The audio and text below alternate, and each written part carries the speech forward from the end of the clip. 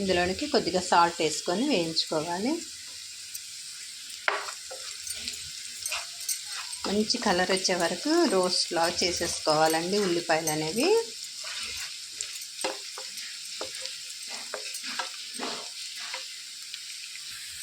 ఈ విధంగా రోస్ట్ అయ్యే విధంగా వేయించుకోవాలండి. అప్పుడే ఈ కర్రీకి వచ్చి టేస్ట్ అండి.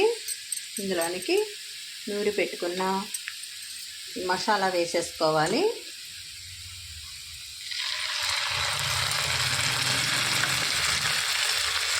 ఇందులోనికి అల్లం వెల్లుల్లి పేస్ట్ కూడా వేసేసుకొని వేయించుకోవాలి.